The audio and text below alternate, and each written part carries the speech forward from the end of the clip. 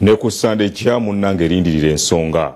Kati omulabirizi w'ennamirembe Kityo Luwalira atabukidde Abakulisitaayo abayitirizza ennyo okuyisa olugaayo mu bakulembeze b'ekkanisa. Abyogeredde mu kulambula obusabadinkoni obwegayaaza mu abasiibulidde ng'ateekateeka okuwummula mu Desemba. Omulabirizi w'ennamirembe Right Reverend Wilberforce Kityo Luwalira alambudde obusabadinkoni bw'egayaaza mwalambulidde ekkanisa ezisoba mu 14. Asookedde ekkanisa ya St Andrews egayaaza nga abadde ne Ssaabadinkoni Danstan Kiwanuka n'omukubiriza w'obusabadinkoni Geoffrey Kulubya asimbye ejjinja ku nnyumba ya Ssaabadinkoni n'omubuulizi. Omukubiriza Kulubya abuulidde omulabirizi ebyo bakoze. Tukubaza nnyo mukadafu omulabirizi ofunye obudde n'okkiriza okujja okusimba ejjinja ku nnyumba eno. Ku kkanisa ya St Paul Kabubu balambuza omulabirizi ettaka eryali lyatwalibwa ababbi. Ssaabadinkoni Kiwanuka yeebazza nnyo Abakulisitaayo abawaddeyo ssente okuzimba ekkanisa n'ennyumba z'abasumba. Naye nsobole najja kuba kyapu omanyi kitegeeza oluusi kinafuya abantu. Embaga nti ekigambo ekyo kirungi naye tweyite erinnya ly'omutukuvu. Omulabirizi Luwalira asabye abakulembera amakanisa okusigala ng'abuulira ekigambo kya Katonda eky'amazima. Era oyagala Mukama waffe omulungi tubeere ku nsi kuno nga tukola era tukkiriza nti akola akusanyusa. Mu ngeri y'emu Luwalira atabukidde Abakulisitaayo abasusizza okuyisa olugaayo mu bakulembeze b'ekkanisa.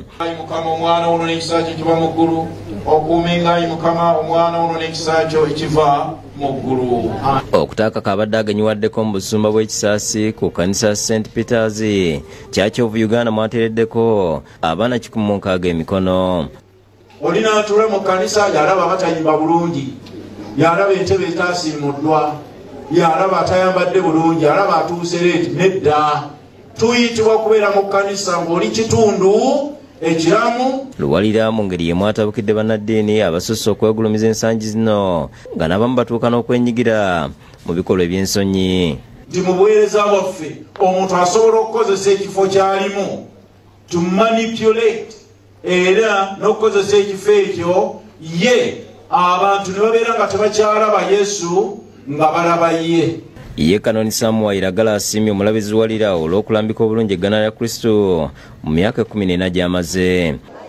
Twebaza emyaka 14 gye tumaze naye nga atukumaakuma. Abakulisitaayo nga bakulembeddwamu omukubiriza Engineer Isaac Galabuzi, Batunedde Luwalira ne mukyala we Faith Luwalira ebirabo nga babasiibula.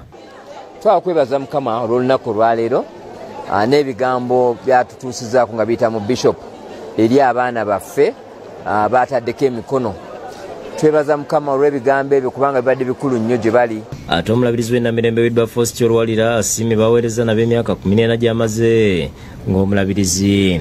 Okusiima kuno akukoledde mu kikajjo e Kasenge bw'abadde asiibula Abakulisitaayo baali abakuŋŋaanidde mu maka ge yali akulira ekibiina ky'abakyala Abakulisitaayo era abatandisi ba Jordan Crossers Choir Sevume n'omukyala Jane Male. Wali ategeeza nti wadde agenda kuwummulanga omulabirizi kyokka wakugenda mu maaso n'okubuulira ekigambo kya Katonda. Njagala okwebaza Katonda olw'obuweereza obwa buli muntu amanyi ddala ng'oyitiddwa okubuulira enjiri. Bamale nabo bategeeza nti bakugenda mu maaso n'obuweereza wadde ng'abadde omuyima waabwe agenda kuwummula. Naffe tugambye ng'aba Jordan Crossers Choir tetugenda kumuvaamu paka okufa.